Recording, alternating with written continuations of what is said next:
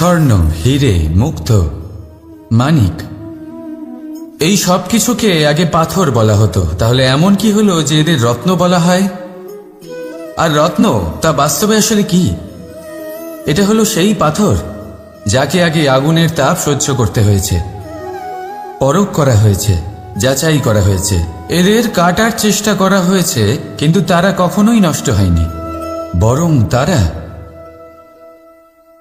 আরো উদ্ভাসিত হয়েছে, আরো উজ্জ্বল হয়েছে, এই সংসারে আরো প্রকাশ ছড়িয়ে দিয়েছে।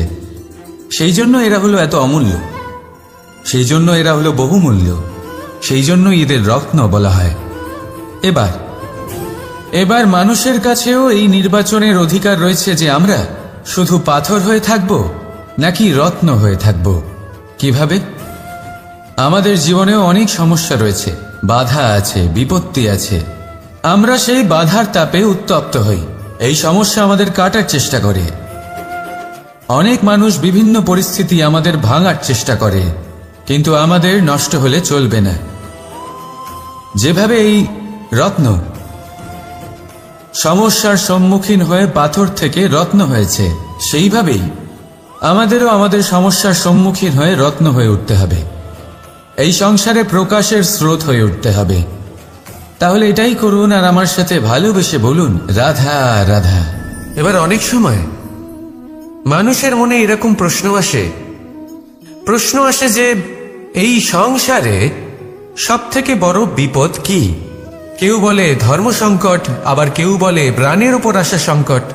প্রত্যেক মানুষের জীবনে বিভিন্ন সংকট আসে, আর এই সমস্ত সংকট অত্যন্ত বিচিত্র হতে পারে। এই সমস্ত সংসার হলো সংকট দ্বারা পরিপূর্ণ। ঠিক আছে, আপনাকে একটা উদাহরণ দিই। একজন ধনী ব্যক্তি, এবার ওনার জীবনে সংকট কি হতে পারে? সংকট এটাই যে কেউ তার সম্পত্তি চুরি না করে নেয়, আমরা বুঝতে পারছি। এবার একজন চোর, তার জীবনে সংকট কি হতে পারে? যে চুরি করার সময় সে যদি তার একটা কাশি চাপতে না পারে, তাহলে সে ধরা পড়ে যেতে পারে, ঠিক কিনা? আবার অনেক সময় এমনও হয় যে যার জন্য আমি সংকট, সেও আমার কাছে সংকট। যেমন এই পরিস্থিতিতে দেখুন, সংকট হলো সংকট, এ তো জীবনে থাকবে, কিন্তু এর সম্মুখীন কিভাবে হওয়া যায়? খুব সরল, সব এটার ওপর নির্ভর করে, মনের ওপর। এই মনকে নিয়ন্ত্রণ করলে সব ঠিক থাকবে। এবার যদি ধনী ব্যক্তি মনকে নিয়ন্ত্রণ করে ফেলেন, নিজের অর্থের ব্যবহার শুভ কাজের জন্য, সমাজের সেবার জন্য বিকাশ করতে করেন, ওই অর্থকে একত্রিত করে না রাখেন, তাহলে চুরির সমস্যা, এই সংকট সেখানেই কেটে যাবে। এবার যদি কথা বলি সেই চোরের, তাহলে চোর যদি নিজের মনকে সংযত করে নেয়, যদি নিজের কর্মকে নিয়ন্ত্রণ করতে পারে, তাহলে এমন কোনো স্বর নেই, এমন কোনো স্বর নেই যা ওকে ধরা পড়তে বাধ্য করবে।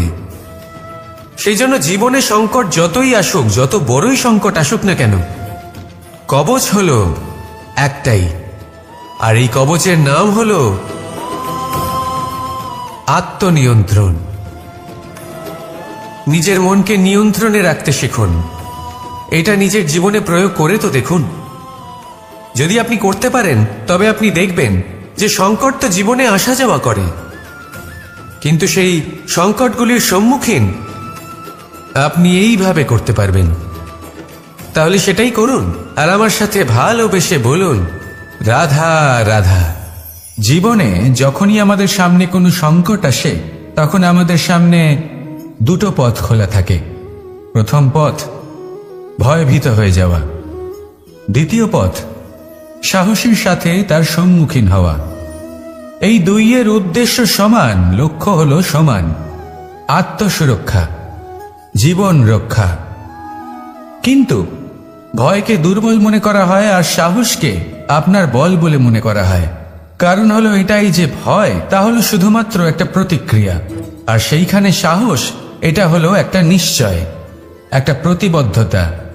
আর যদি সাহসের সাথে আপনি সংকটের সম্মুখীন হন, তাহলে হয়তো সেই সংকট আপনি চিরকালের মতো দমন করতে পারবেন। কারণ বিপদ যখন আসে, তখন সর্বপ্রথম আমাদের দ্বন্দ্ব হয় এখানে, মনে। সেই বিপদের সম্মুখীন আমরা এখানে হই। যদি এই হৃদয়কে, এই মনকে আপনি সাহসী করে তুলতে পারেন, তাহলে তাতে কখনো ভয় আসবে না, আর সেই বিপদের সম্মুখীন হওয়াও সরল হবে, জয়লাভ করাও সরল হবে। তাই নিশ্চিত রূপে সাহস হলো অধিক শ্রেষ্ঠ। জীবনে যখনই কোনো সংকট আসবে, তখনই সাহসের সাথে তার সম্মুখীন হন, আর আমার সাথে ভালোবেসে বলুন, রাধা রাধা। সংসারের সবথেকে মূল্যবান ধন কি হতে পারে? সেটা কি সেই স্বর্ণ যা দিয়ে অলংকার তৈরি করে আমরা ধারণ করি, নাকি সেই সব হিরে, মুক্ত, রত্ন যা হয় আমরা নিজেদের মুকুটে ধারণ করি বা হাতে আংটি বানিয়ে ধারণ করি, নাকি সেই ধন যার দ্বারা আমরা সংসারে যা চাই তাই কিনতে পারি? এই সব হলো ধন সম্পত্তি, কিন্তু সব থেকে বেশি মূল্যবান কিন্তু এরা নয়। এগুলো যে কেউ আপনার থেকে অনায়াসে কাটতে পারে। কোনো চোর চুরি করে নিতে পারে, কোনো ডাকাত এসে লুট করে নিতে পারে। সংসারের সব থেকে মূল্যবান ধন হলো সেটাই যাকে আমরা জ্ঞান বলে থাকি, যা আপনার থেকে কেউ কেড়ে নিতে পারবে না। কোনো ডাকাত লুট করে নিতে পারবে না, কোনো চোর চুরি করতে পারবে না, কোনো রাজা কর রূপে আপনার থেকে কেড়ে নিতে পারবে না। এগুলো আপনার সাথেই থাকবে। কিন্তু একটা কাজ আছে যা আপনি করতে পারেন। এই জ্ঞানরূপী ধন আপনি ছড়িয়ে দিতে পারেন। এই জ্ঞানই হলো এমন একমাত্র ধন যা ভাগ করে নিলে আরো বেড়ে যায়। সেই জন্য জীবনে সব সময় মনে রাখবেন, জ্ঞান লাভ করার বিষয়ে বেশি একাগ্র হন, ধন লাভ করার দিকে নয়। আমাদের মন প্রসন্ন চিত্ত হয়ে বলবে, রাধা রাধা। বৃক্ষের বীজ একটা সর্ষের দানার থেকেও ছোট হয়, কিন্তু যখন এটা বড় হয় তখন একটা বট গাছের মতো বৃহৎ আর মহান হয়ে ওঠে। গঙ্গা নদী, এর প্রারম্ভ হয় একটা ছোট্ট আর সরু স্রোত দিয়ে, তারপর সেটা বড় ধারায় বদলে যায়, তারপর সেটা নদীতে বদলে যায়, আর তারপর মহানদীতে পরিবর্তিত হয়। আপনি কি বুঝতে পারছেন যা আমি আপনাকে বোঝানোর চেষ্টা করে চলেছি? আমি আপনাকে বোঝাতে চাইছি যে প্রারম্ভ করার জন্য মহান হওয়ার কোনো প্রয়োজন নেই, কিন্তু হ্যাঁ, মহান হওয়ার জন্য প্রারম্ভ করা অত্যন্ত প্রয়োজনীয়। তাই শুরু করুন। আপনার ক্ষুদ্র এই প্রারম্ভ আপনার জন্য বৃহৎ হয়ে উঠতে পারে। শুরু করেই দেখুন না, আপনার গন্তব্য আপনার জন্য অপেক্ষা করে আছে। রাধা রাধা। পুষ্প দেখতে পাচ্ছেন আপনি? কি সুন্দর এই পুষ্প। সবাই চায় এরকম কোনো এক পুষ্প সে নিজের করে নেবে, নিজের কাছে রাখবে। এবার ভাবুন, এই পুষ্প যে সম্মান পায় তা কিসের জন্য পায়? শুধু কি তাকে সুন্দর দেখতে বলে? আসুন আপনাকে একটা কথা বোঝাই। এই ফুল যখন গাছে থাকে তখন এই রূপ আমাদের আকর্ষণ করে। এই ফুল দিয়ে যদি আপনি মালা বানান, কোনো মূর্তিতে দেন, তাহলে তা সম্মানের নিদর্শন হয়। এবার এই ফুলই যদি আপনি বিছানাতে ছড়িয়ে দেন, তাহলে সেই দৃশ্য দেখে সেই সুবাসে আপনার মন পুলকিত হয়ে ওঠে। কিন্তু ভাবুন, এই পুষ্পই যদি আপনি চিতায় সাজান, তাহলে এই পুষ্পকে আর কেউ সম্মান করে না। এ কি রকম কথা? সেই একই পুষ্প এক পরিস্থিতিতে সম্মান পাচ্ছে, এক পরিস্থিতিতে নয়। কেন? কারণ এতেই লুকিয়ে রয়েছে একটা গুরুত্বপূর্ণ শিক্ষা। এর সারমর্ম হলো এটাই যে এই সম্মান ব্যক্তি বা বস্তুকে করা হয় না, সম্মান করা হয় সময় এবং পরিস্থিতিকে। এবার এই যে সময়, তা কখনোই আমাদের বশে থাকে না। আমাদের বশে থাকে পরিস্থিতি। আমাদের পরিস্থিতি কেমন হবে তার সিদ্ধান্ত স্বয়ং আমরাই নিই, আর যেরকম আমাদের পরিস্থিতি হবে সেরকমই আমাদের সম্মান করা হবে। তাহলে আসুন আমার সাথে ভালোবেসে বলুন, রাধা রাধা।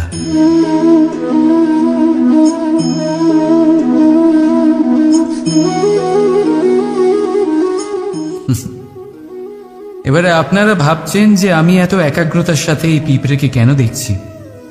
আপনাকে বলি যে আজ এই পিঁপড়েকে দেখে আমি মন্ত্রমুগ্ধ হয়ে গেছি। ওর রূপ বা ওর আকার দেখে নয়, এই পিঁপড়ের প্রচেষ্টা দেখে।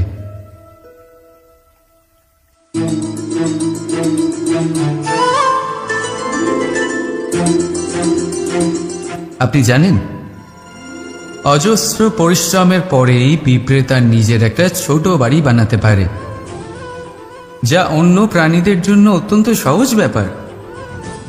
তাই পিঁপড়ের জন্য তার জীবনের সবচেয়ে বড় ঘটনা, সবচেয়ে বড় সাফল্য তার। ভবিষ্যতে এই পিঁপড়ে থাকুক বা না থাকুক, তাদের বানানো বাড়ি বহু বছর অবধি টিকে থাকে। জীবনের সাফল্যের সাথেও ঠিক এমনটাই ঘটে। আপনি একদিনে সাফল্য লাভ করতে পারবেন না, কিন্তু যদি আপনি প্রতিদিন চেষ্টা করতে থাকেন, তবে একদিন আপনি অবশ্যই সাফল্য লাভ করবেন। মনে রাখবেন, ভাগ্যের দ্বার তাদের জন্য উন্মুক্ত হয় না যারা হার মেনে নেয়। ভাগ্য তার দ্বার তাদের জন্যই খোলে যারা বসে না থেকে প্রয়াস করে সেই দরজার কড়া নাড়াতে। তাই প্রয়াস করতে থাকুন, সাফল্য অবশ্যই একদিন না একদিন আপনার কাছে আসবেই। রাধা রাধা। এই তালাটা দেখতে পাচ্ছেন আপনি? এই তালাকে ভেঙেও খুলে দেওয়া যায়, আবার ভালোবেসেও খুলে দেওয়া যায়।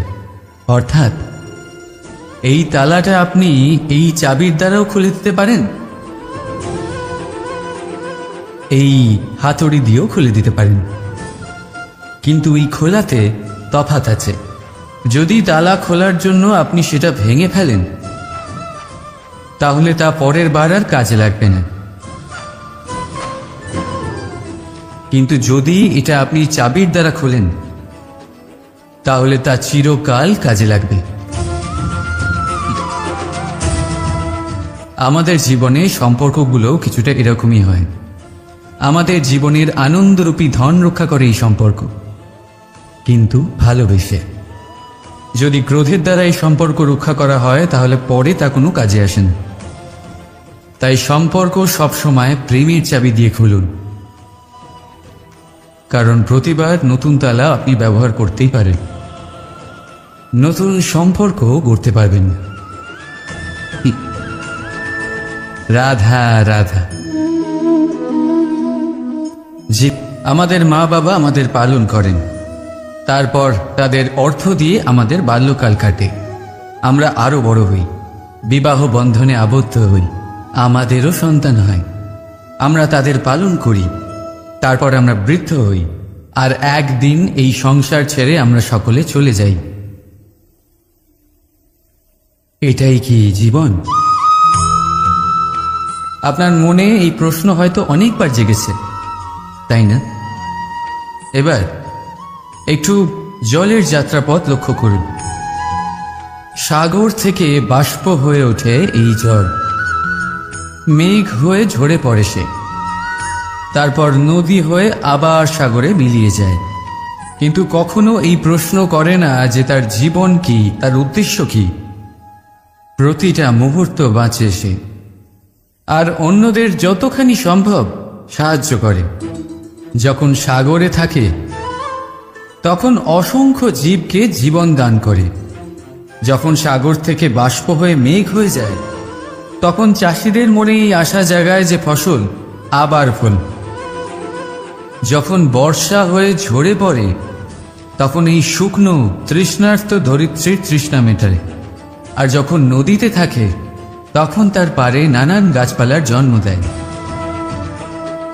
কিন্তু ভাবুন, জল কি কখনো এটা ভাবে যে তার জীবন কি বা তার জীবনের উদ্দেশ্যটাই বা কি? না, সে শুধু নিজের ধর্ম পালন করে যায়, আর যতটা সম্ভব সবাইকে আনন্দ প্রদান করতে থাকে। সেই জন্যই জীবনে কখনো এই প্রশ্ন করবেন না যে এই জীবন কি, এই জীবনের উদ্দেশ্য কি। শুধু এই জীবন বাঁচুন, আর যতটা সম্ভব সবাইকে আনন্দ প্রদান করুন। মন প্রসন্ন হয়ে বলবে, রাধা রাধা। কখনো বৃষ্টির জন্য হওয়া কাদার মধ্যে দিয়ে আপনি নিজের বাড়ি ফিরেছেন? পাদুকা পরার জন্য আপনি ওই কাদা থেকে অবশ্যই বেঁচে যান, কিন্তু সেই পাদুকা থেকে আগত নোংরা কাদার ছিটে আপনার বস্ত্রকে ময়লা করেই দেন। কিন্তু তাও সেই ছিটের জন্য আপনার বস্ত্র ময়লা হয়ে যাবে, সেই জন্য আপনি পাদুকা পরা ছেড়ে দেন না। ঠিক সেইভাবেই জীবনে এমন কিছু মানুষও আসেন যারা পাদুকার মতো হন, যারা আপনাকে কাদার থেকে বাঁচিয়ে নেন, কিন্তু বস্ত্ররূপী আপনার মনের উপরে আশঙ্কার দাগ ছেড়ে যান। এইসব মানুষের জন্য নিজের মন ছোট করার কোনো প্রয়োজন নেই। প্রয়োজন আছে শুধু এটা ভাবার যে আপনি নিজের পা কাদার থেকে বাঁচাবেন নাকি আপনার বস্ত্র।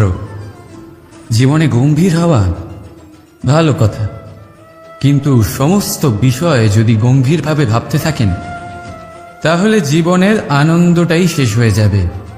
এই সংসার অস্থায়ী, এখানে এমন কিছুই নেই যা চিরকাল জীবিত থাকবে। তাই যতক্ষণ এই জীবন আছে সন্তুষ্টি আর আনন্দ নিয়ে বাঁচুন। নিজের উপর আগত কাদার ছিটের দিকে মন দেবেন না, শুধু আনন্দ বিতরণ করুন। মন প্রসন্ন হয়ে বলবে, রাধা রাধা। এই সংসারের সবথেকে বড় সত্যি হলো জন্ম এবং মৃত্যু, কিন্তু আরো বড় একটা সত্য আছে, মিত্র এবং শত্রু, যা আমাদের সকলের জীবনে থাকে। মিত্র সে যে আমাদের সঙ্গ দেয় এবং সংসারের সবথেকে উঁচু শিখরে আমাদের নিয়ে যায়, এবং শত্রু সে যে যে কোনো মুহূর্তে যে কোনো শিখর থেকে আমাদের নিচে ফেলে দিতে পারে। এবার বিচিত্র ব্যাপার হলো এটাই যে আমরা নিজেরাই এদের সাথে নিয়ে চলি, নিজেরাই এদের পালন করি। তা কি করে? প্রথমে বুঝুন এই মিত্র এবং শত্রু কারা। আপনার নিজের মন, আর কেউ নয়। এই মনই হলো মিত্র যখন তাতে ভারসাম্য বজায় থাকে, তা নিয়ন্ত্রিত থাকে, তা পবিত্র হয়। কিন্তু যদি এই মন অনিয়ন্ত্রিত হয়ে পড়ে, যদি আপনাকে সে নিয়ন্ত্রণ করতে শুরু করে, তখন সেই আপনার সবথেকে বড় শত্রু হয়। সেই জন্য এই মনের ওপর নিয়ন্ত্রণ রাখতে শিখুন, এতে ভারসাম্য বজায় রাখতে শিখুন। তাহলে আপনি এমন এক বন্ধুকে পাবেন যে আপনাকে এই সংসারের শিখরে পৌঁছে দেবে। আসুন আমার সাথে ভালোবেসে বলুন, রাধা রাধা। ঈশ্বর আসলে কে? সংসারের বেশিরভাগ মানুষের কাছে ঈশ্বর হলেন এই সংসারের রচয়িতা, পালনকর্তা। কারোর কাছে উনি জ্ঞাতা, কারোর কাছে উনি হলেন আস্থার প্রতীক, আবার কারোর জন্য শুধুমাত্র অন্ধ বিশ্বাস। তিনি হলেন আপনার ইষ্ট। সেই জন্যই তো গুরু, মাতা, পিতা এনাদেরও ঈশ্বরই বলা হয়েছে। যাদেরকে আমরা ঈশ্বর বলে মনে করি, যারা আমাদের ইষ্ট, তারা আমাদের একটি পথ দেখান, একটি দিকে চালিত করেন। সেই পথে চলে আপনি শুভ কর্ম করতে পারেন। আর যখন কোনো ব্যক্তি তার ঈশ্বরের আদেশ পালন করেন, তখন সে নিজে থেকেই শুভ পথে অগ্রসর হয়ে যান। বেশ কয়েকজন মানুষ ঈশ্বরের ওপর আস্থা রাখেন এবং ভাবেন যে অনুচিত কোনো কাজ করা উচিত নয়, ঈশ্বর দেখছেন। ওনারা ভয় পান যে কোনো অনুচিত কর্ম করলে কে জানে তার পরিণাম কি হবে। এমন অনেক ব্যক্তি রয়েছেন যারা ঈশ্বরকে বিশ্বাস করেন এবং জানেন যে ঈশ্বর তাদেরকে দেখছেন, তাই যে যে শুভ কর্ম ওনারা করেছেন তার ফল তারা অবশ্যই পাবেন। এবার আপনি ভয় পেয়ে ঈশ্বরকে বিশ্বাস করবেন নাকি বিশ্বাসের দ্বারা ঈশ্বরকে বিশ্বাস করবেন, সেই সিদ্ধান্ত আপনারই। কিন্তু হ্যাঁ, যদি আপনার মনে ঈশ্বরের জন্য কোনো স্থান থাকে, যদি আপনার কোনো ইষ্ট থাকেন, যদি আপনি কাউকে ঈশ্বর মনে করেন যার প্রত্যেক আদেশ আপনি পালন করে থাকেন, তাহলে বলি ঈশ্বর কখনো আপনাকে অনুচিত পথে চালিত করবেন না। আসুন আমার সাথে ভালোবেসে বলুন, রাধা রাধা। এই সংসারে ভিন্ন ভিন্ন ধরনের গাছ আছে, অসংখ্য ধরনের প্রজাতি আছে। কিছু গাছ পাতা দিয়ে থাকে, কিছু ফুল, কিছু ফল। কেউ ছায়া প্রদান করে, কেউ শীতলতা প্রদান করে, কেউ নিজেকে খুব কষ্ট দিয়ে এই সংসারের বিকাশে সহায়ক হয়ে ওঠে। কিন্তু এই সবার মধ্যে একটা বিষয় কিন্তু সমান, এরা প্রত্যেকেই পাতা ছাড়া, ফুল ছাড়া, ফল ছাড়া জীবিত থাকতেই পারে, কিন্তু কোনো বৃক্ষই শিকড় ছাড়া বেঁচে থাকতেই পারে না। এটাই হলো ওর আধার। ঠিক সেইভাবেই আমাদের জীবনে শক্তি হোক, ধন হোক বা সাফল্য হোক, আমাদের বা আমাদের পরিবারের প্রসন্নতাই হোক, এই সব কিছুর আধার হলো, সবকিছুর মূল হলো পরিশ্রম। তাই জীবনে চিরকাল পরিশ্রম করতে থাকুন। যদি আপনি জীবনে কর্ম এবং ফল, মানুষের স্বভাব হলো এটাই যে তিনি নিজের প্রত্যেক পরিশ্রমের প্রতিফল প্রার্থনা করেন। বেশিরভাগ সময় এই ফলাফলের চিন্তা করতে করতে, কল্পনা করতে করতে উনি কর্ম করতে থাকেন যে আমি এই কাজটা করলে এই ফল পাবো। সেই সব কল্পনা করতে থাকেন যা না তার হাতে আছে, না আছে অধিকার আর না আছে নিয়ন্ত্রণ। উনি শুধু নিজের কর্ম করতে পারেন। উনি কি ফল পাবেন তা তার হাতে কখনোই নেই। তাই আপনিও শুধুমাত্র কর্ম করতে থাকুন, ফলের চিন্তা করবেন না।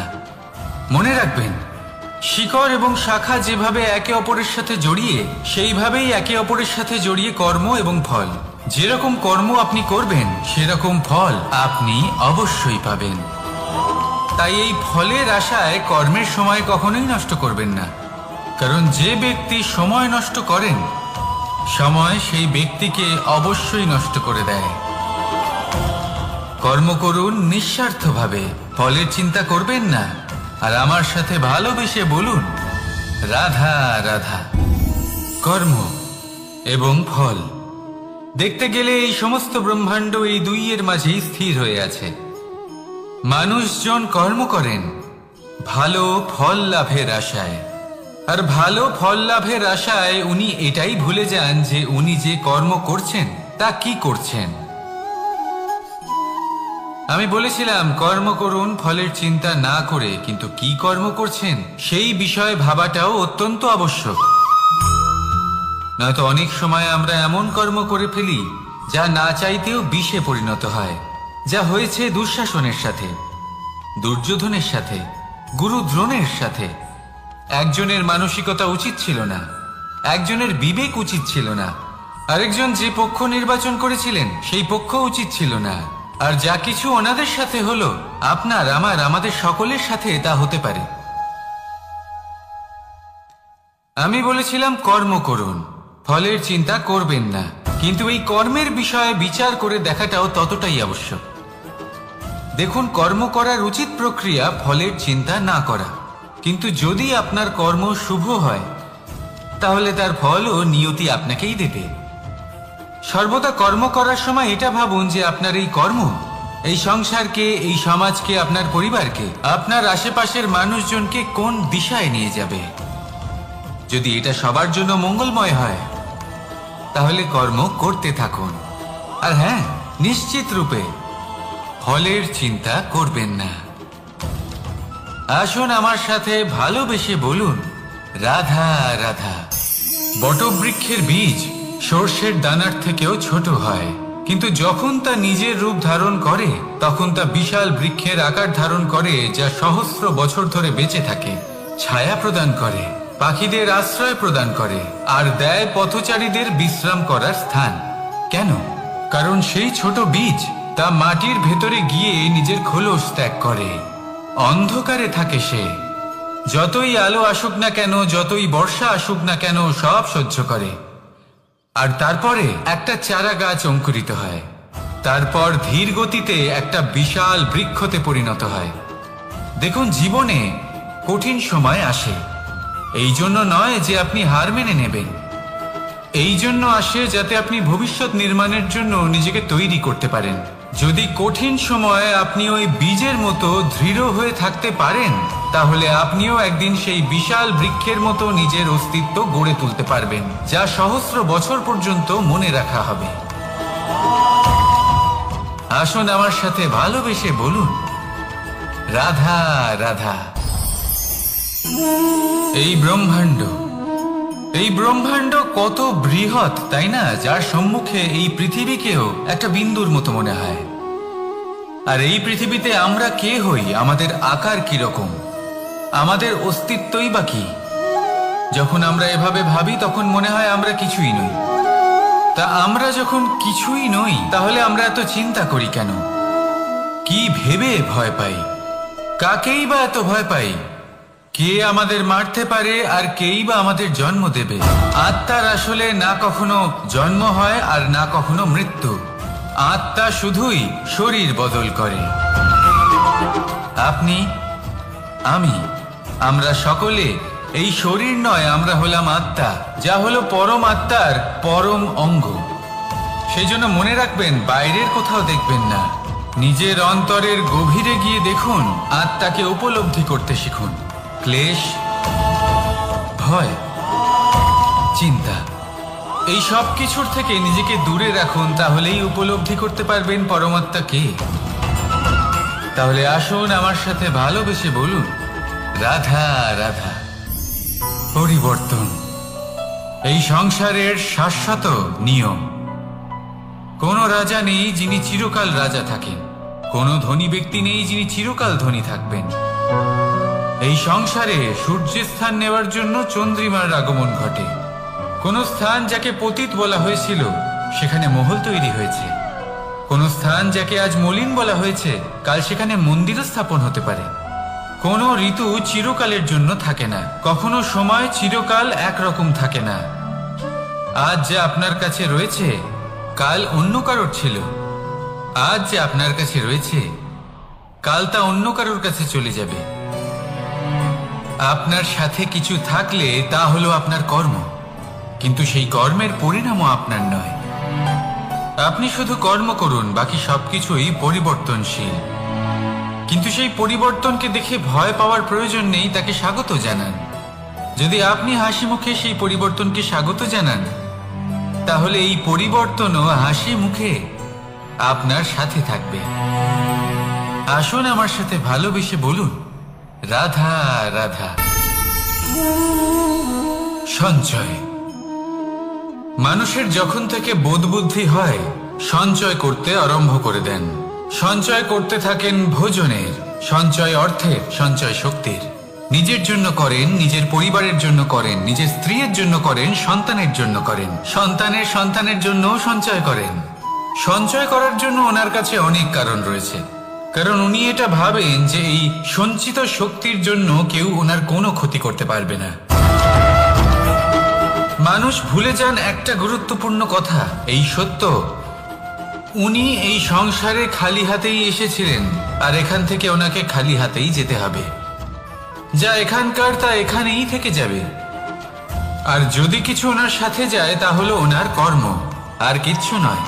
তাই যদি কিছু অর্জন করতে চান, তাহলে শুভ কর্ম অর্জন করুন, আত্মশক্তি অর্জন করুন, কারণ পরলোকে এটাই হবে আপনার সম্পত্তি। তাহলে কি এটা আপনি অর্জন করতে চান না? আসুন আর আমার সাথে ভালোবেসে বলুন, রাধা রাধা। সদিচ্ছা। দেখতে গেলে 3 অক্ষরে তৈরি এই শব্দ, কিন্তু সমস্ত ত্রিলোক তার উপরেই আধারিত। আপনি এই সংসারে এসেছেন, তখন অবশ্যই শ্বাস নেবেন, কিন্তু তার বদলে আপনাকে কিছু তো দিতেই হবে। আপনার উপর নির্ভর করছে আপনি কি দেবেন।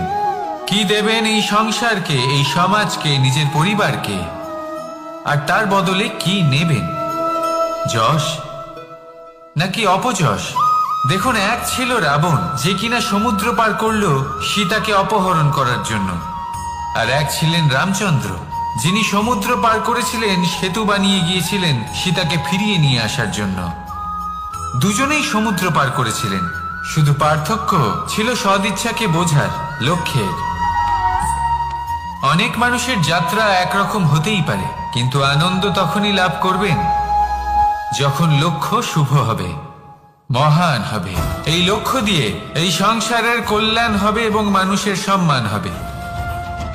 যদি আপনার সংকল্প উচিত হয় তাহলে আপনার লক্ষ্য উচিতই হবে, নয়তো শুধুমাত্র বিনাশ হবে। আর উচিত এটাই হবে যে বিনাশের হাত থেকে যেন নিজেকে বাঁচানো যায়, কি বলেন? তাই জীবনে যে লক্ষ্য স্থির করছেন মনে রাখবেন তা যেন শুভ লক্ষ্য হয়। যদি এরকম হয় তাহলে আপনার যাত্রা, আপনার জীবন দুটোই শুভময় হবে। আসুন আর আমার সাথে ভালোবেসে বলুন, রাধা রাধা। সুরক্ষা। এই সুরক্ষা আসলে কি? এটা কি কোনো কবচ নাকি কোনো সীমা?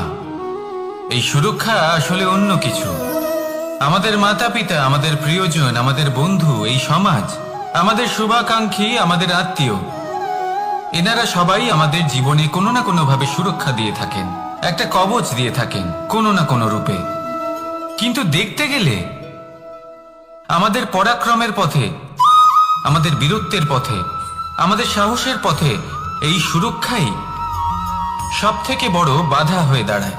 একবার ভেবে দেখুন, যদি আপনি কোনো সুরক্ষাই না পান, বা যদি আপনি এই সুরক্ষা ভেঙে বাইরে আসতে পারেন, তাহলে আপনার বীরত্ব চরম সীমায় পৌঁছে যায়। কেন? কারণ তখন আপনি জানেন যে এই সংসারের সম্মুখীন আমাদের নিজেদেরই হতে হবে। আপনি বুঝে যান যে শত্রুর সম্মুখীন এবার নিজের বলের দ্বারা, নিজের পরাক্রমের দ্বারা, নিজের সাহসের দ্বারা করতে হবে। আর তখন আমাদের মনের মধ্যে এই শক্তি জাগ্রত হয়। এই শক্তি অন্তরেই বসবাস করে। শুধু এটা চিনে নিতে হবে, একে জাগ্রত করতে হবে। আর এটা সুরক্ষা ভেঙে যাওয়ার পরেই সম্ভব হয়। আর যারা নিজের শক্তি সম্পর্কে জানেন, যিনি নিজেই জানেন তিনি কতটা শক্তিশালী, তিনি নিজেই নিজের সুরক্ষা কবচ চিরকালের মতো ভেঙে ফেলে দেন, ঠিক কর্ণের মতো।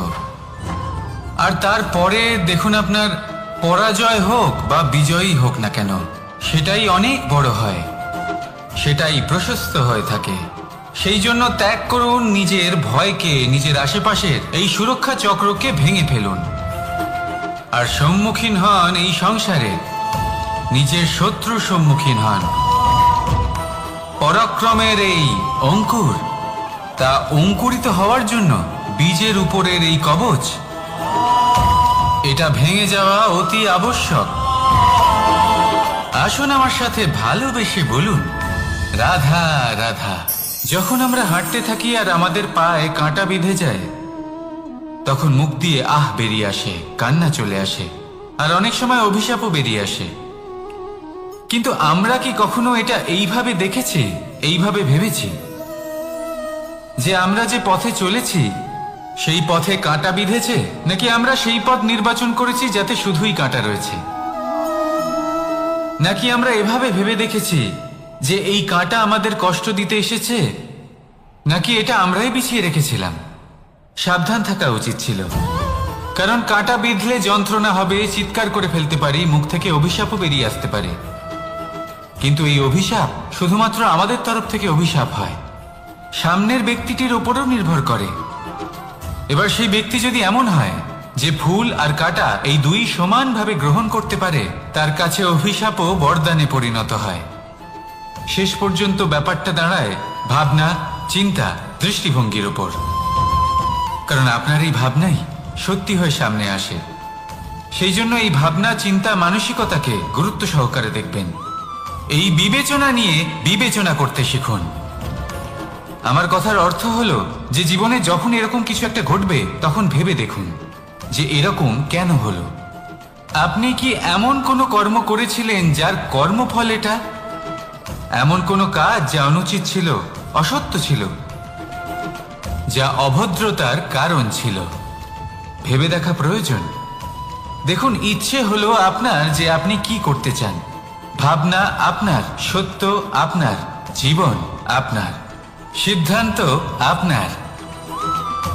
আসুন আর আমার সাথে ভালোবেসে বলুন, রাধা রাধা। সময়। এই সময় আসলে কি? এই সময় একটা সরল রেখা তো কখনোই নয়। সময় হলো একটা চক্র, যেখানে এর আদি সেখানেই হলো এর অন্ত, আর যেখানে তা শেষ হয় সেখান থেকেই তার শুরু হয়। এই সময় একটা অত্যন্ত বিচিত্র চিন্তা, বিচিত্র ভাবনা, একটা বিচিত্র বস্তু যা কেউ বুঝতে পারেন না। এই সময়ের লীলা, এর কোনো প্রমাণ নেই, কোনো জ্ঞান নেই, কোনো পরিমাপ নেই। শুধু এটুকু আমরা জানতে পারি, যেখানে শেষ হবে সেখান থেকে একটা নতুন সূচনাও হবে।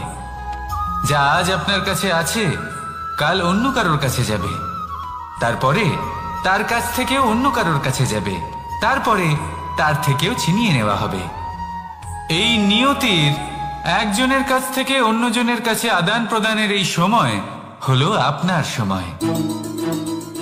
এই সময়ের সদ্ব্যবহার করুন, এই সময়কে বাঁচুন। আপনাকে শুধু এটাই সুনিশ্চিত করতে হবে যে আপনি কোন পক্ষে আছেন। আর সত্যি বলতে কি, আপনার জীবনের পরিণাম নির্ভর করে আপনার নির্বাচনের ওপর। আপনি কোন পক্ষ নির্বাচন করছেন। তাহলে মনে রাখবেন, জীবনে সেই পক্ষই নির্বাচন করবেন যা চয়ন করার পরে আপনি সুখ অনুভব করবেন, আপনি সন্তোষ লাভ করবেন, প্রসন্নতা লাভ করবেন। আর আমি এটাই সুনিশ্চিত করব যে এই পক্ষ যেন শান্তির পক্ষ হয়, এই পক্ষই যেন প্রেমের পক্ষ হয়। তাহলে চিন্তা করবেন না, আর আসুন আমার সাথে ভালোবেসে বলুন, রাধা রাধা। দৃষ্টি আর দৃষ্টিভঙ্গি, এই সমগ্র লীলা হলো এই দুইয়ের। বিচিত্র হতে পারে, কিন্তু এটাই সত্যি। এবার আপনাকে একটা উদাহরণ দিয়ে বোঝাই। অনেক সময় আপনি কোনো ব্যক্তিকে এটা বলতে শুনবেন যে আমি আমার নিজের উপরে গর্ব করি, আমি নিজেকে নিয়ে গর্ব করি, আমি খুব ভালোভাবে আমার মা বাবার সেবা করি, ওনাদের আমি সবসময় সুখী রাখি, ওনাদের আমি একটা বাড়ি দিয়েছি, সকল সুখ সুবিধা দিয়েছি, ওনাদের জীবনে প্রত্যেক জিনিস দিয়েছি আর দেব যা তাদের প্রয়োজন। এবার আমাকে বলুন যে আপনি কে হন। আপনি হলেন সেই বীজ যা আপনার মাতা পিতা রোপণ করেছেন। আপনার মা বাবাই আপনাকে এই সংসারে জন্ম দিয়েছেন। এবার এইসব কথার কি তাৎপর্য? এই হলো সেই ব্যক্তির দৃষ্টিভঙ্গি। এবার দেখা যাক এই প্রকৃতি আমাদের কি শেখায়। কখনো কোনো গাছকে দেখবেন, যখন সেই গাছে ফল আসে, সে মালিকে এটা বলে না যে দেখো আমি তোমাকে ফল খেতে দিচ্ছি। সেই বৃক্ষ এটা বলে না যে দেখো আমি তোমায় আহার করতে দিচ্ছি, কারণ ও জানে যে এটা হলো সেই মালির পরিশ্রম, এটা হলো তারই কর্মের ফল, আর এটা তারই পাওয়া উচিত। সে বলে যে তোমার জিনিস তোমাকেই অর্পণ করলাম, এ আমার জিনিস নয়। ও জানে সেই মালির গুরুত্ব আসলে কি। এটা হলো তার দৃষ্টিভঙ্গি। সেই জন্য আপনি জীবনে কোন ব্যক্তির মধ্যে, কোন পশু পাখির মধ্যে, কোন প্রাণীর মধ্যে, কোন পরিস্থিতিতে, কোন আবেগের মুহূর্তে কি দেখতে পাচ্ছেন, সেটা আপনার দৃষ্টিভঙ্গির উপরে নির্ভর করছে। তাই নিজের মনে ধনাত্মক ভাব জাগ্রত করুন, শুভ চিন্তা নিয়ে আসুন। এই ভাবনাই সত্য হয়ে সামনে আসবে। এই দৃষ্টিভঙ্গি এমন হয়ে যাবে যে আপনার জীবনে সবকিছুই শুভ হবে। তাহলে আসুন আর আমার সাথে ভালোবেসে বলুন, রাধা রাধা। প্রতিশোধ অথবা কাউকে দুঃখ দেওয়ার ভাবনা, যদি এটা আপনার মনে থাকে, তাহলে আপনি নিজের মনেই যন্ত্রণার একটা বিশাল বৃক্ষ রোপণ করছেন, এটা মনে রাখবেন। কারণ কাউকে দুঃখ দেবার এই ভাবনা, এটা হলো সেই বীজ যা আপনার মনেই পতিত হবে, আপনার মনেই অঙ্কুরিত হবে, আর আপনার মনেই একটা বিশাল বৃক্ষরূপে বেড়ে উঠবে। জীবন আপনার, কর্ম আপনার, কাউকে দুঃখ দেবার ভাবনা আপনার ছিল, এই বৃক্ষ হলো আপনার, তাই এর ফলও আপনিই পাবেন, যা গ্রহণও আপনাকেই করতে হবে। মনে রাখবেন, যে মানুষ এটা ভাবে যে আমি ওকে দুঃখ দেব, ওকে কষ্ট দিতে চাই আমি, সেই মানুষই দুঃখ আর কষ্ট পেয়ে থাকে।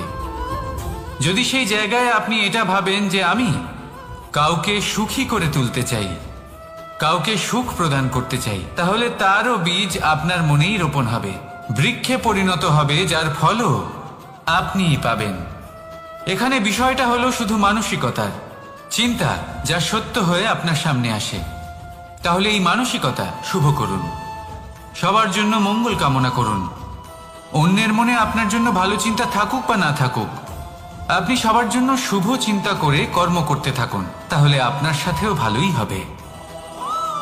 তাহলে আসুন আর আমার সাথে ভালোবেসে বলুন, রাধা রাধা।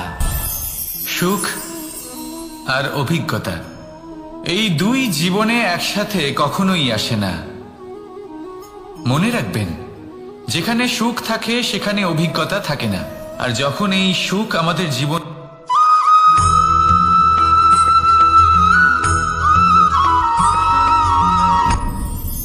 আপনি কি কখনো কোনো জলের ধারা দেখেছেন? তার সামনে যতই মাটি থাকুক না কেন, যতই কাদা থাকুক না কেন, যখন এই জলের ধারা বইতে আরম্ভ করে দেয়, তাহলে নিজের মনে, নিজের ভাবনার, নিজের জীবনের যত অনাবশ্যক তত্ত্ব আছে, অনুপযোগী অংশ রয়েছে, অর্থাৎ অপরিষ্কার অংশ রয়েছে, তা নিজে থেকেই নির্মল হয়ে উঠবে। আর যেরকম জলের ধারা কখনো থেমে থাকে না, সব সময় বয়ে চলে, সেইভাবে আপনিও কখনোই থামবেন না। সবসময় বয়ে চলুন, এগোতে থাকুন। পথে যদি অনেক বিপদ আসে, সমস্যা আসে, থামবেন না, তার উপর নিরন্তর প্রহার করুন, নিরন্তর প্রয়াস করুন আর অগ্রসর হন। আপনি ভেবে দেখুন, এই জলের ধারা কখনো থেমে থাকে না, সবসময় বয়ে চলে, বিপদের সম্মুখীন হয়ে তাকে সাথে বয়ে নিয়ে চলে। সেই জন্য জলের ধারা, প্রবাহমান এই ধারা, এর থেকে কখনো দুর্গন্ধ আসে না, এতে কখনো ময়লা জমতে পারে না, বরং পালিত হয় সুন্দর প্রাণবন্ত জীবজন্তু, যেমন সুন্দর ছোট মাছ। তাই আপনিও এটাই করুন, কখনো থামবেন না, শুধু চলতে থাকুন, জলের ধারার মতো বইতে থাকুন। আপনি আপনার লক্ষ্য অবশ্যই খুঁজে পাবেন, আর তার সাথে নিজের অন্তরের যে মালিন্য রয়েছে তা আপনি নিজেই নিজের থেকে দূরে করে দেবেন। তাহলে আসুন আর আমার সাথে ভালোবেসে বলুন, রাধা রাধা।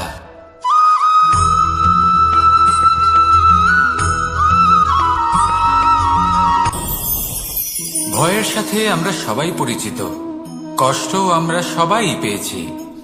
কখনো কখনো আমরা অসুস্থ হয়ে পড়ি, আর এমন সময় হলে মাতার মমতা, কখনো বাবার স্নেহ, কখনো বন্ধুদের পাশে থাকার অনুভূতি আমাদের রোগ নিরাময়ে সাহায্য করে।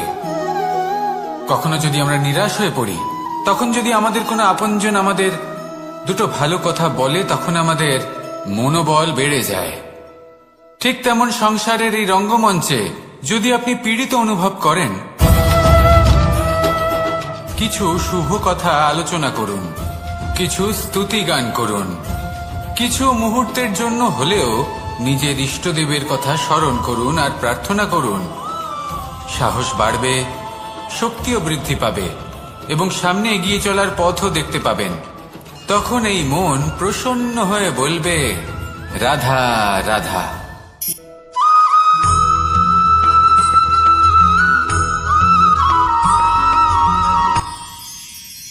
মানুষ তার জীবনে দুই ধরনের পরিস্থিতিকে খুব ভয় পায়। এক, কোনো কারণবশত কারোর সামনে নত হওয়া। দুই, কোনো কারণে নিজের চরিত্র থেকে, নিজের মূল্যবোধ থেকে বিচ্যুত হওয়া। এবার কেন হয় এরকম যে কথায় কথায় কারোর সামনে নত হতে হয়? কেন বারংবার নিজের চরিত্র থেকে চ্যুত হতে হয়? এরকম কেন হয়? এটা তখনই হয় যখন আমাদের শিক্ষা এবং মূল্যবোধের অভাব থাকে। যদি মানুষের মধ্যে প্রকৃত শিক্ষা থাকে, তাহলে এই সংসারে কোনো সময় এবং কারোর সামনেই নত হওয়ার কোনো প্রয়োজন নেই।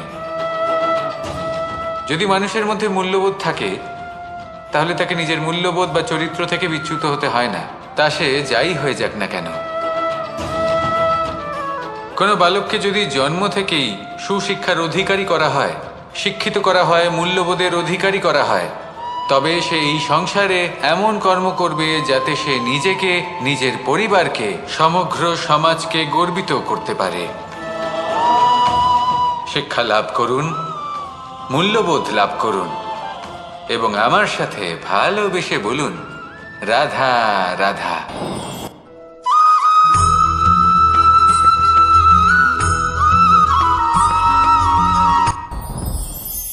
সাথী। সাথী এই শব্দটির ব্যাখ্যা কে কিভাবে করে? মিত্র, সখা, বন্ধু। কিন্তু অর্থ একটাই, তিনি যিনি আপনার সঙ্গী হন আর তিনি যার সাথী আপনি হন। এবার সব থেকে বড় প্রশ্ন হলো এটাই যে তিনি কে হতে পারেন যাকে আপনি আপনার সাথী বলে মেনে নিতে পারেন, নিজের সখা, নিজের মিত্র, নিজের বন্ধু মেনে নিতে পারেন। আপনার সাথী হলেন তিনি যিনি দুঃখের সময় আপনার পাশে থাকবেন, আপনার হাত ধরে থাকবেন। আপনার সাথী হলেন তিনি যার হাত আপনি নিজের সুখের দিনে ধরে থাকবেন। সেই সাথীরই হাত ধরুন যিনি দুঃখে সবসময় আপনাকে সাহায্য করার জন্য তৎপর হয়ে থাকেন, আপনার পাশে থাকেন, আর যাকে সুখের দিনে আপনি আপনার সাথে রাখতে পারেন। আর যখন আপনার সাথে আপনার এই সাথী থাকবে তখন আপনি এটা বুঝবেন যে যখন জীবনে দুঃখ আসে তখন এই দুঃখ কমে যায়, সবার মধ্যে ভাগ হয়ে যায়। আর যদি তখন সুখ আসে তাহলে সেটা সবার উপস্থিতিতে আরো বেড়ে যায়। এটাই হলো প্রেম, এটাই হলো ভালোবাসা, এটাই হলো সঙ্গ। যেমন সম্পর্ক আমার আর রাধার মাঝে। তাহলে আসুন আর আমার সাথে ভালোবেসে বলুন, রাধা রাধা।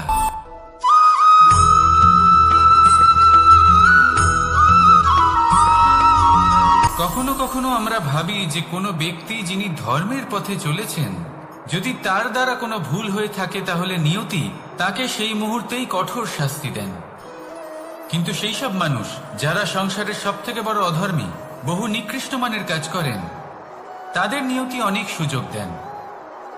তাদের নিয়তি এরকম কঠোর প্রহার করেন না। এই ভাবনা কখনো না কখনো মনে আসেই। ভেবে দেখুন কেন? আসলে জীবনকে বেশিরভাগ মানুষ একভাবেই দেখে থাকেন, বিভিন্ন স্তরে একে দেখা উচিত। এবার আপনি বলুন, এই সংসারে কোনো অধর্মী কখনো প্রেরণার উৎস হতে পারেন? কখনোই নয়। যে মানুষ নিজের আত্মাকে মলিন করে ফেলেছেন তিনি এই সংসারকে কিভাবে প্রেরণা যোগাবেন? উনি নিজেই বুঝতে পারেন না কোনটা করা উচিত, ধর্ম কোনটা।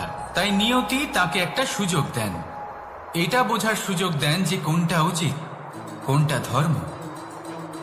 সুযোগ দেন নিজের বিবেক জাগিয়ে তোলার, তাকে সুযোগ দেন নিজের অন্তরাত্মার ডাক শোনার।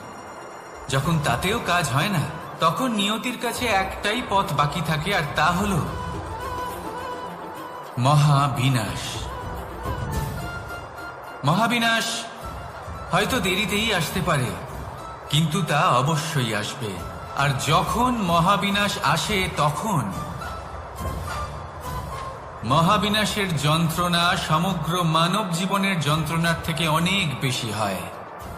এই কথাটা সবসময় মনে রাখবেন। আর অন্যদিকে যে মানুষ ধর্মের পথে চলছেন তার দ্বারা যদি কোনো ভুল হয়ে থাকে তখন নিয়তি তার পরীক্ষা নেন।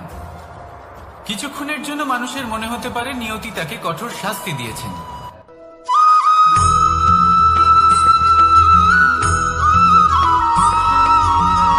মানুষের মানসিকতা এমন হয় যে সে যতটা করে আশা করে যে তার থেকে অনেক বেশি তার বদলে সে পাবে।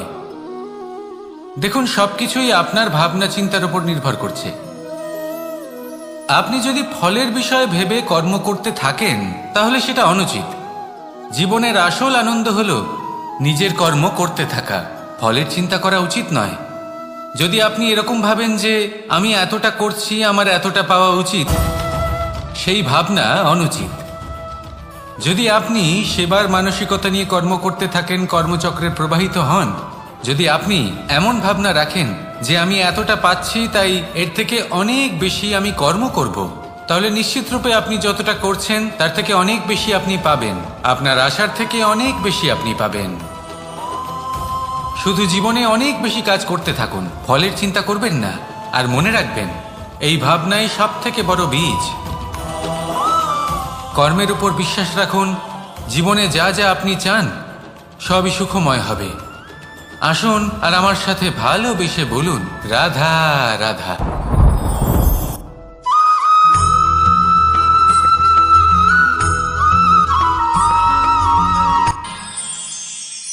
আমরা সবাই সূর্যকে সম্মান কেন করি?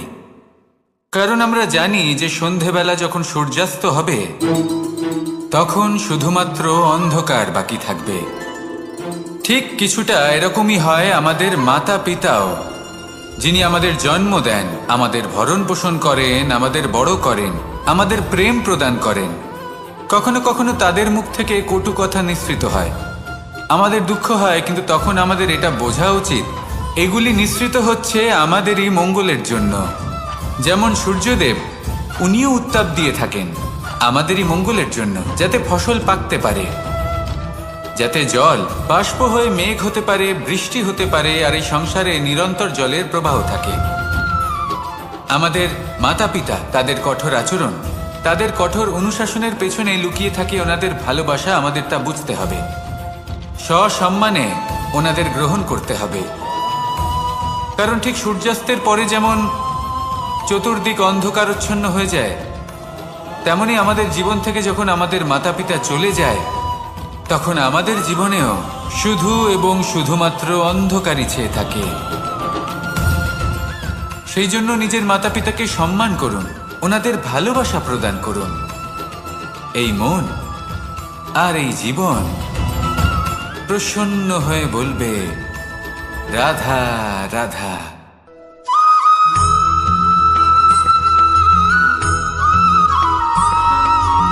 সন্তান যতই আঘাত প্রদান করুক না কেন, প্রেম পূর্বক সহ্য করে আর তার বদলে অমূল্য রত্ন প্রদান করে।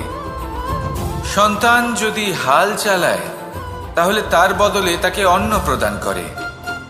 এটাই হলো ধরনী। এবার এর থেকে আমরা কি শিক্ষা পেতে পারি? এটাই যে কারোর জন্য কিছু করা বা কাউকে কিছু দেওয়া মনে কোনো কামনা ছাড়াই। আর এই কথাটা বুঝে যান, যদি কারোর জন্য কামনা না রেখে বা কোনো পাওয়ার আশা না রেখে কারোর জন্য কিছু করেন বা কারোকে কিছু দেন, যদি এটা আপনি শিখতে পারেন তবে আপনি ভালোবাসতে শিখে গেছেন। আর সেই জন্যই এই ধরিত্রীকে মাতা বলা হয়। কারণ মাতা শুধু উনি নন যিনি গর্ভে সন্তানকে ধারণ করেন, মাতা তো উনিও যিনি জীবন বাঁচতে শেখান, যিনি জীবন বাঁচার উদাহরণ প্রদান করেন। তাহলে ধরনীর থেকে এই নিঃস্বার্থ ভাব শিখুন, নিঃস্বার্থ ভালোবাসা শিখুন, আর এই ভালোবাসার সাথেই বলুন, রাধা রাধা।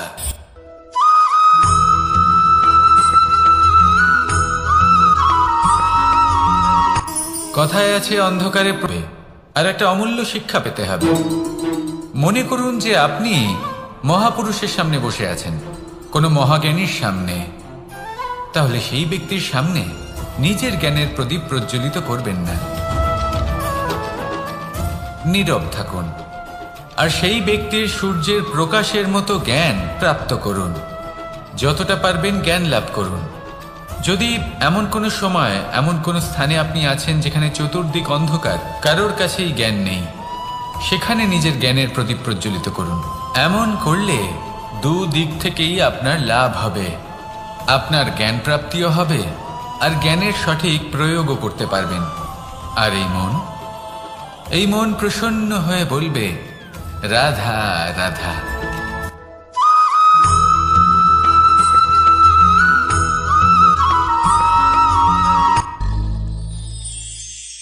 শিশিরের বিন্দু পাতার ওপর পড়ে আর তার গায়ে লেগে থাকে। পাতা তাকে শুষে নিতে পারে না আর শেষ পর্যন্ত সে ঝরে পড়ে যায়। অন্যদিকে রয়েছে মেঘ এবং চাতক। এদের মধ্যে অনেক দূরত্ব থাকে।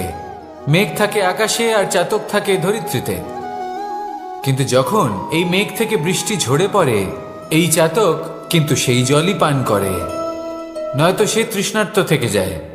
এবার অন্যদিকে দেখলাম শিশির বিন্দু আর পাতার এই সম্পর্ক।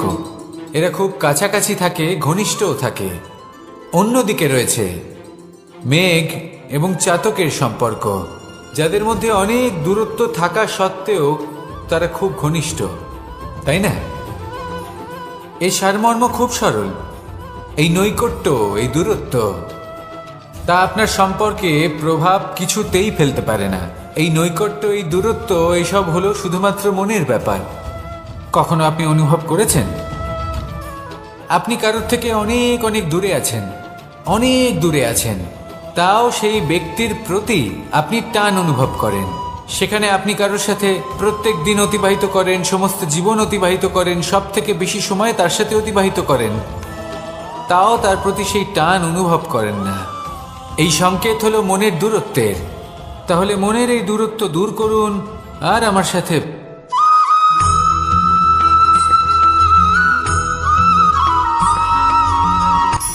তার খুব বেশি গুরুত্ব থাকে না, কিন্তু যখন অসংখ্য পাথরের টুকরো একত্রিত হয় তখন তা পর্বতের আকার ধারণ করে।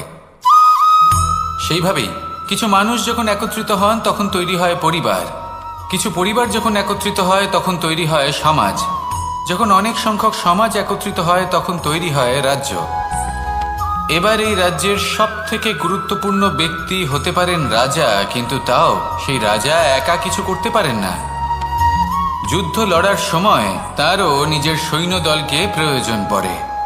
কিন্তু এই সংসারে এমন একজন ব্যক্তি আছেন যিনি একাই সব কাজ করতে থাকেন, এবং সেই ব্যক্তি হলেন মা। আমাদের জীবনে একজন পিতার ভূমিকা কিন্তু নিঃসন্দেহে অমূল্য, কিন্তু আমাদের সকলের জীবনে যে ভূমিকা একজন মায়ের তা অন্য কারোর থাকে না। একজন মা একাই সন্তানকে বড় করতে পারেন, সংস্কারী করে তুলতে পারেন, তার জন্য পরিশ্রম করেন, আর এত কিছু কাজ করার পরেও তার কাজের জন্য তিনি প্রশংসা অবশ্য পান না। উল্টে যদি সেই সন্তান অনুচিত পথে চালিত হয়, অনুচিত কর্ম করে, তখন সেই মাকেই অপবাদের পাত্র হয়ে উঠতে হয়। আমাদের জীবনে মায়ের যোগদান কতটা সেটা বুঝুন। আপনাকে বড় করে তোলার জন্য উনি কতটা পরিশ্রম করেছেন সেটা বুঝুন।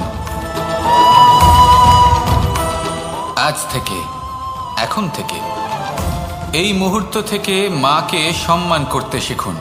যখন সময় পাবেন, যখন সুযোগ হবে, তখন তার প্রশংসা করুন, ওনারও ভালো লাগবে।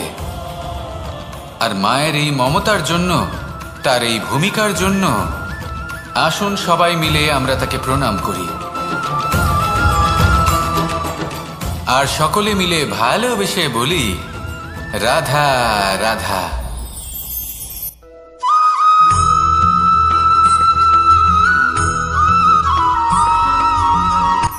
এই সংসারে সাফল্য লাভ করার জন্য জ্ঞানের প্রয়োজন হয়, পরিশ্রমের প্রয়োজন হয়, দৃঢ় নিষ্ঠার প্রয়োজন হয়, নিরন্তর চেষ্টা করা প্রয়োজনীয়। কিন্তু আরো কিছু আছে যা অত্যন্ত প্রয়োজনীয় এবং গুরুত্বপূর্ণ। তা হলো ভালো বন্ধু।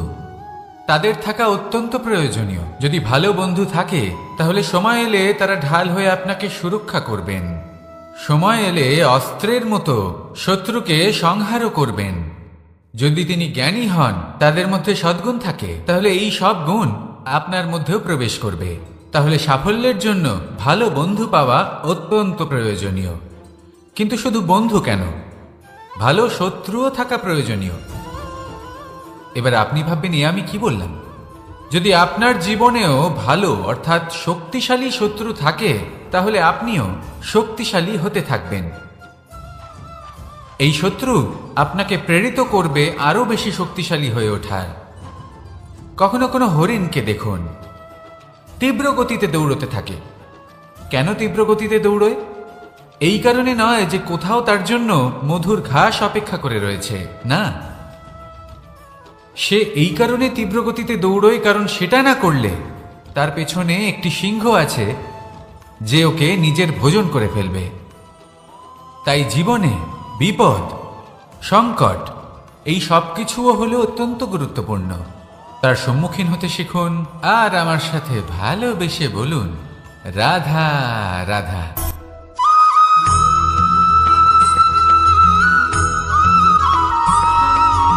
মানুষ জন্মগ্রহণ করে, তার সাথে ভয়েরও জন্ম হয়। ছোটবেলা থেকেই আমাদের মনে কোনো না কোনো প্রকারের ভয় থেকেই যায়। কেউ এই বিষয়ে ভয় পায় যে তার কোনো বোধ, যে আমরা যেন পথ না হারিয়ে ফেলি, আদি ইত্যাদি। কিন্তু সত্যি কথা বলতে ভেবে দেখুন, এই ভয় বাস্তবে কি? শুধুই একটা মনস্থিতি, আর কিছুই নয়। যা কিছু আপনি জীবনে পেয়েছেন তা একদিন আপনাকে হারাতে হবে। এই জীবন হলো আপনারই, কিন্তু তাও একদিন সমাপ্ত হবে। তাই ভয় পেয়ে কি লাভ? এই ভয় শুধু আপনাকে জীবন যাপন করা থেকে বাধা দিচ্ছে, আর কিচ্ছু নয়। পথ হারিয়ে ফেললেই বুঝতে পারবেন যে নতুন পথ কিভাবে বানাতে হয়। কিছু মানুষকে জীবন থেকে হারালে তবেই আপনি বুঝবেন যে আপনার আপনজনকে। এই ভয়ের কারণে ভীত হয়ে থাকবেন না।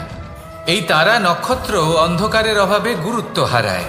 শিবকেও মহাদেব হবার জন্য বিষপান করতে হয়েছিল।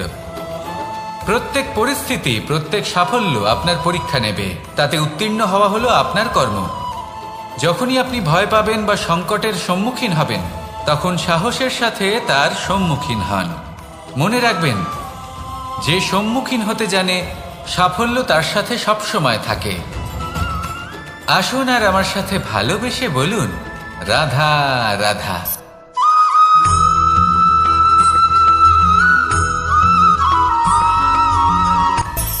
মানুষের মধ্যে একটা বিচিত্র বলে বলবো, কোনো দাসকে দেখুন, ওকে দেখে লোকে বলে যে ওর ভবিষ্যৎ সেটাই হতে পারে, অনুমান করে ফেলেন। আর এই রাজাকে দেখুন, উনি তো কত সুখী হবেন, উনি তো জগতের সব থেকে অধিক সুখী মানুষ, কত সুখ সুবিধা আছে ওনার কাছে, ধারণা করে ফেলেন। তবে সত্য তো এটাই যে কারোর ব্যক্তিত্বের বিষয়ে, তাদের ভবিষ্যতের বিষয়ে আপনি পূর্ণ সত্য কখনোই বলতে পারবেন না, শুধু অনুমান করতে পারবেন। আর এই অনুমান করে সত্যি কোনো লাভ হয় না, কারণ এই কাল সেটা হলো অত্যন্ত শক্তিশালী। কালো থেকে কালোতর কয়লাকেও হিরেতে পরিণত করতে পারে, অনেক বড় বড় রাজাকেও বিদূষক বানিয়ে ফেলতে পারে এক মুহূর্তেই। তাহলে আপনি অনুমান করে কি লাভ? কি পেলেন অনুমান করে? সেই জন্য কারোর বিষয়ে কোনো অনুমান করবেন না, তার ভবিষ্যতের বিষয়ে অনুমান করতে যাবেন না, কারোর বিষয়ে কোনো ধারণা করে নেবেন না। কিছু করতে হলে ভালোবাসুন, সবার মধ্যে ভালোবাসা ছড়ান, সবার মধ্যে ধন্যাত্মক ভাব ছড়ান। এই মন প্রসন্ন হয়ে বলবে, রাধা রাধা।